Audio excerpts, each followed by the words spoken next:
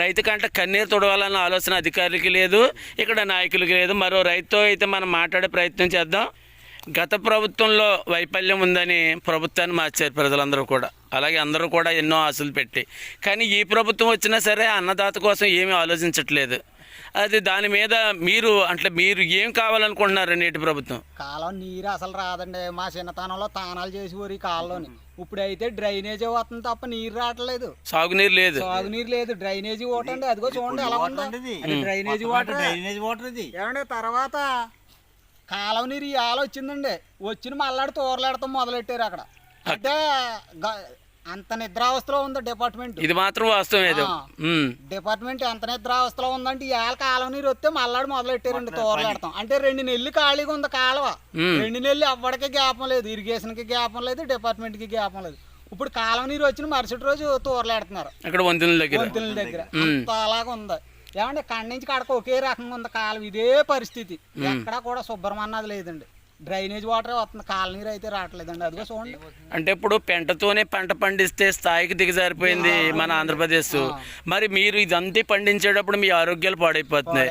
కానీ అందరు ఆకలి తీర్చాలన్న ఆలోచనతో ఉన్న అన్నదాతలుగా మీరు ప్రభుత్వాన్ని ఏం కోరుకుంటారు? మా కాలనీరు ఇస్తే బంగారులాగా ఉంటుందండి. కాలం బాగు చేయాలి, ముందుగా మొదలెట్టాలండి. ఇప్పుడు అందరూ ఆకుమళ్ళు వేసేసారు ప్రతి ఏరియాలో. మాకు ఇంకా ఆకుమళ్ళు వేయలేదు. నీరు రాలేదండి. నీరు వస్తే వేస్తారా?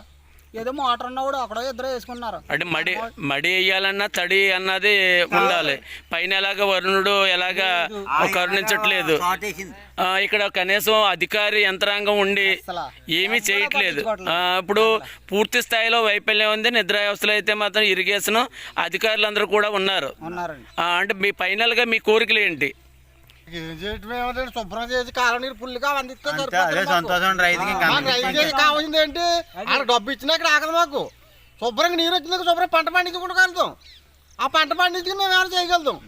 అంతేగాని నీరు లేని మేము ఏం చేయగలుగుతాం? అలాగే ఏరియా ఏంటండి ఇది? 2 నెంబర్ డామ్. 2 number dam. ఈ డామ్ చూస్తేనేమో మొత్తం డామ్ 3 నెంబర్ డామ్ ఉందండి కొంజవారిపాలెం. 1 నెంబర్ డామ్ ఏమో పనస. కానీ అక్కడికే నీరు లేదండి. అసలు డామ్ దాటి నీరే లేదు. ఇంకా డామ్ అని పబ్లిసిటీ తప్ప. ఇప్పుడు ఫైనల్ గా ఏంటంటే అలా ఉంటది అంతే. నీరు చేలికేమి ఎక్కదండి. గంటకాల సార్లు వచ్చి ఫోటో తీసుకుని వెళ్ళిపోతారు.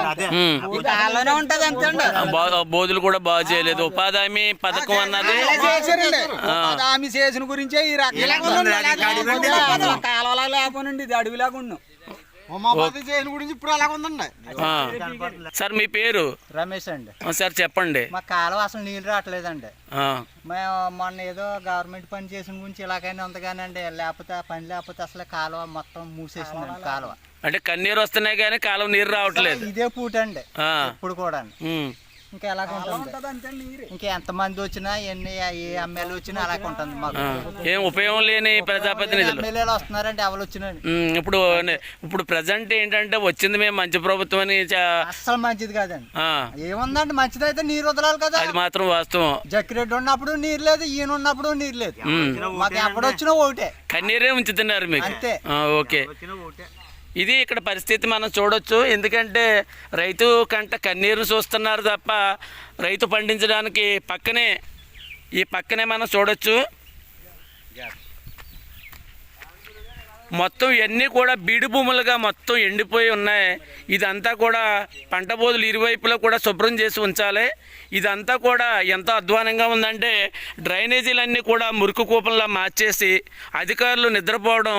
మరి వీళ్ళందరూ కూడా అన్నదాతలు అనారోగ్యాలు గురైపోతున్నా, వాళ్ళ ప్రాణాలు పోతున్నా మనకెందుకులే నిర్లక్ష్యంతో ఉన్నారు. కాబట్టి నాటి ప్రభుత్వం కానీ నేటి ప్రభుత్వం కానీ వీళ్ళ కోసం, ఈ అన్నదాత కోసం ఆలోచించ చేసే ఒక్క అధికారి లేకపోవడం, ఒక్క నాయకుడు కూడా ముందుకు రాకపోవడం వల్లే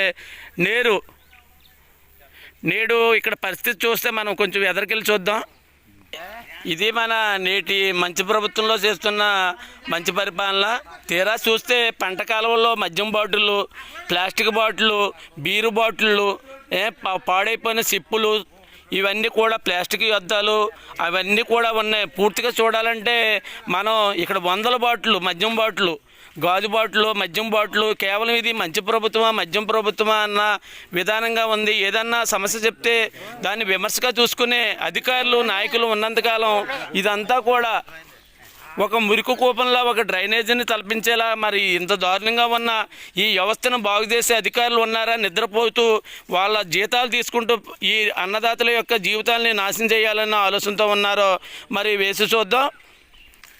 పైన ఉన్న చెట్టు చూస్తే పచ్చని రంగులో ఉంది, కానీ వీళ్ళ జీవితాలు మాత్రం ఎప్పుడు మసకబారిపోయేలా మాత్రమే ఉన్నాయి. ఇక ఏం చెప్పాలో తెలియని స్థితిలో ఈ అన్నదాతల యొక్క ఆవేదన అయితే వ్యర్థం అవుతుంది. మరి ఇరిగేషన్ డిపార్ట్మెంట్ అధికారులు ఎప్పుడన్నా వస్తారండి? వచ్చి నీరు ఫోటో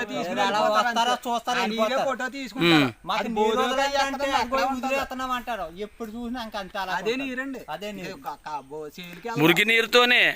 ఆల్రెడీ ఇప్పుడు ఏంటంటే డ్రైనేజీలు అన్నీ కూడా పంట బోధుల్లో కలిపేశారు. దానివల్ల ఇబ్బంది పడేది కేవలం అన్నదాత మాత్రమే. దాని గురించి మీరు కూడా ఫిర్యాదు ఇవ్వడానికి అంటే అంత సమయం లేకపోవచ్చు మీకు. అంటే మీరు రైతులు కూడా ఐకమత్యం డి గారికి ఇచ్చాం, అమలాపురం పట్టుకెళ్ళి ఆ పేపర్లు ఇచ్చామండి. కాలువ గురించి డ్రైనేజీలు అన్ని పెట్టేస్తున్నారని, ఏదో వస్తున్నారు చూస్తున్నారు వెళ్ళిపోతున్నారు. సరైనగా చర్య తీసుకునేవాడు ఎవడ. అంటే జిల్లా కలెక్టర్ గారు కూడా దీని మీద ఏమీ ఎలాంటి ప్రత్యేక దృష్టి పెట్టట్లేదు. ఇది ఇక్కడ పరిస్థితి. అన్నదాత కోసం ఆలోచన చేయాలన్నా ఏ ప్రభుత్వం అయినా సరే మరి వీళ్ళ కళ్ళల్లో కన్నీరు తుడవాలన్న ఆలోచన ఉండాలి. కనీసం వీళ్ళ పండించే పంటలకు కూడా సాగునీరు అందించలేని నేటి ప్రభుత్వం, నేటి అధికారులు, జీతాలు తీసుకునే అధికారులందరూ కూడా ఆ రైతు కంటే కన్నీరు మిగుల్చుతున్నారు తప్ప వీళ్ళ యొక్క బాధల్ని ఆవేదనలు అర్థం చేసుకోవాలన్న ఆలోచన ఒక్కరికే లేకపోవడం చాలా బాధాకరం. మరి ఇకనైనా సరే మరి నేటి ప్రభుత్వం మరి మంచి ప్రభుత్వం అని పబ్లిసిటీ చేసుకుంటున్న నేటి ప్రభుత్వం ఈ అన్నదాత కోసం ఆలోచన చేస్తారా లేకుండా మనం నిర్లక్ష్యంగా ఉండే మరి వీళ్ళ ప్రాణాలకు ఆటంకంగా కలిగించే మరి విధంగా ఏమన్నా చేస్తారన్నది మనం చూద్దాం. మరి నేను సైతం టీం కొత్తపేట. జై హింద్.